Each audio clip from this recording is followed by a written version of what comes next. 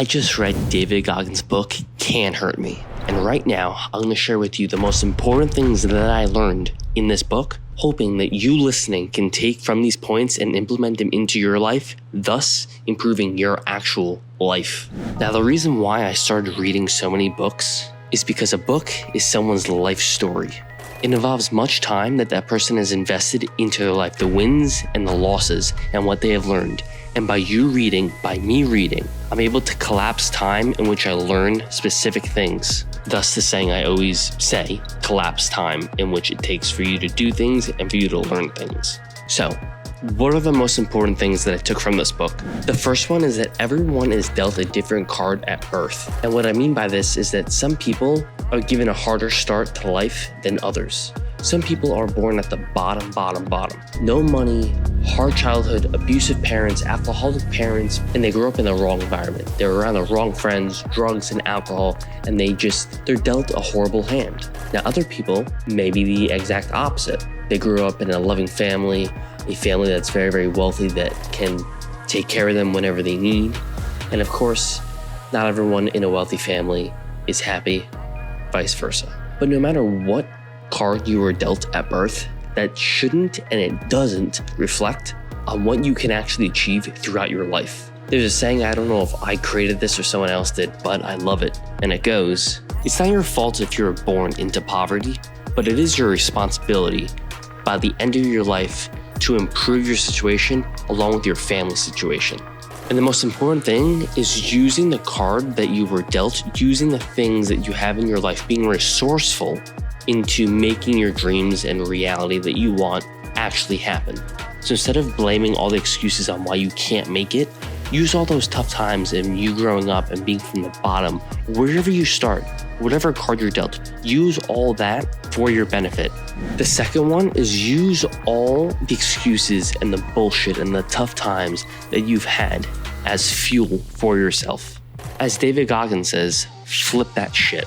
So instead of letting it bog you down, all the disappointment, all the losses, all the excuses that you have, instead of letting it take you down in a negative way, flip that shit and use it as an energetic, positive force. Use it to fuel you, to power you, to encourage you, and to inspire you. Use it to beat others. Use it to beat yourself each and every single day. The third one is love discomfort. Seek it, dominate it. When others pause from discomfort, you dig in deeper, you go in harder, you charge after it. In doing so, you will become unstoppable and reach higher levels in life that many people wouldn't even fathom possible. People seek comfort. It's as simple as that. However, like Gary Brecka says, the pursuit of comfort is what we call aging. When you seek discomfort, when you go for the pain, you are prolonging your life and you are making yourself stronger in the process. The fourth one is be truthful with yourself. Now I know this is a lot easier than it sounds, and many of you never do this. Be honest with yourself.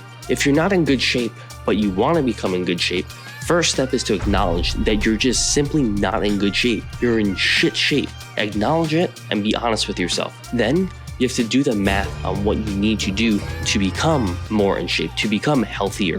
How many times a week do you need to work out? What types of meals do you need to be having? What do you need to concentrate on? Do the math and be honest with yourself. Stop all this, oh, it's okay, nah, comfort shit. Stop doing that. Be honest with yourself. Look at yourself in the mirror and figure out what you want to become, what you want to have. Be honest with yourself. I don't have it right now. I'm not the person who should have it. How can I become it? And what do I have to do to have it? The fifth one is to start making small incremental shifts throughout your days. I truly believe the reason why many people don't make change in their life is because they have such a grand vision, which is amazing, have big goals. But in order to achieve that goal or to start going to it, you have to change something. And people see the big changes, oh my God, I can't do this, it's too much. Versus if you start making incremental small changes throughout your days, that big change is going to collapse into small incremental ones, and it's going to be easier to chew off or to bite off over the long term. The next one might be one of my most favorite, and that's called taking souls. Now, taking souls, as David Goggins talks about it, is basically finding the weakness within your enemy during the battle. You find the weakness in your enemy and you use it to your benefit. In SEAL training, which David Goggins did 3 times in a row, I believe 3, if not even 4, the sergeants would make them go through grueling training 24/7, literally 24/7, to the point where many people just drop out. However, David Goggins was different.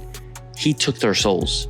When they said do an extra push-up, do an extra sit-up, do an extra flutter kick, go for an extra swim, instead of being down and letting that take him over, he said, I will. Absolutely. I got it. No problem. You can't hurt me. To the point where the trainers, the sergeants, couldn't get to him because he was taking their souls. He was flipping the switch. So the next time you're working out and someone says, give me an extra set, instead of being, take their souls, say absolutely, how about another 2? The next time a teacher gives you more work to do or another quiz, instead of saying, shit, say, thank you so much. Anything else? I got this. Easy. It's done. Flip the switch, take their souls. Basically, in short, use your opponent's energy to gain momentum over them. The next one is having an armored mind. This is where you take all the losses in your life, all the hard times, all the disappointment, all the heartbreaks, every single thing that you could think of, and you flip your perspective on them. You stop seeing them as a disadvantage to you, as a negative thing, and you start seeing them as a positive benefit to you. The more you go through, the more your mind will actually callous. And when it calluses, it's harder for things to hurt you and to get through to you. Now, just know that after all things, whatever happens to you, you should always reflect and take in the good, the bad, and learn from your mistakes and learn from what has happened. However, the more hard times you have, the more your mind will be calloused. Hell Week's a perfect example of this. In Hell Week, they break you down specifically to build you back up. And David Goggins says, literally, quote, leaning on your callous mind in the heat of the battle can shift your thinking for the better. Okay, next one is visualize the outcome. David Goggins says you need to visualize every single piece of the goal that you want. You need to visualize what goal you want. You need to visualize you starting that goal, you going through the motions, whatever battles or issues or problems may occur, and what the solutions will be and how you will overcome it, along with you actually attaining the goal. You need to visualize emotionally in your mind, feel it and see it, and go through it countless amounts of time. Now, this one I absolutely love as well. It's that the human mind and body can withstand much more than you think is even humanly possible. That's why David Goggins says you need to always push it. You need to always push through your limits and set ambitious goals. I guarantee you, in any area of your life, you're always going to have doubting, limiting thoughts. Whenever you're working out, you're going to think that you can't do that extra rep. You're going to think you can't run that extra mile. However, I guarantee you, you will always be able to. Whenever you feel like you can't go any further, you have so much more in your tank. Now, these 2 questions are one of the most important 2 questions that I've been using throughout my days, ever since reading this book. First one is, what am I capable of? And the second one is my favorite, what if? Now, obviously, first one, what am I capable of? So basically self-explanatory. Asking yourself, what am I capable of? Basically, for me, helps me push through anything that I'm dealing with. What am I capable of? What more can I achieve? What more can I do? What's my actual full potential? If I don't live up to my full potential, to me, I'm doing something wrong in life. I want to be able to reach my full potential. So what am I capable of?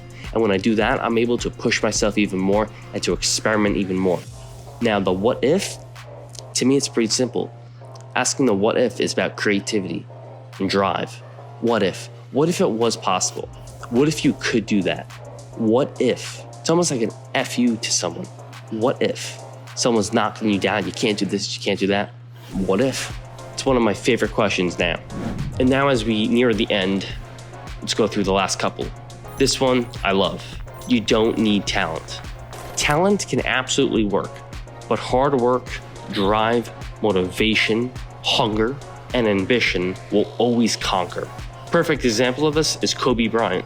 Kobe did about 3, if not 4 workouts versus everyone else. Of course, he probably had talent, but he had extreme hard work, he had ambition, and he had drive, and he was willing to put in the time and the effort, and he became what many would consider the GOAT of basketball.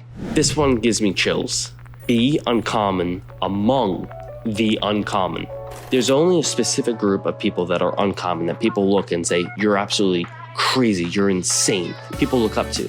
However, Be the uncommon among that group of uncommon people. Be the person who others look up to, who others look to. Be the Kobe Bryant. Be the Sarah Blakely. And the last one I save because it's the most important to me. Prioritize your health over all else. Health in the mind, health in the body, and health in the spirit. This means prayer, cold plunge, meditation, working out, eating healthy, going to the gym, you name it, anything and everything. You need to prioritize your health as the top most important thing. Because if you don't have your health, then you don't have your wealth. And you could be there with friends and family all you want. You could be making as much money as you want. You could be having the most amazing life. But if you're not healthy, you're not at your full capability. You can't be around others for them at your full capacity. You could have the most amount of money that you ever want. And I've seen people like this, but they have a headache and they have a sore throat. And the only thing that they could think about is getting that sore throat or that headache away or losing weight. So prioritize your health amongst all else.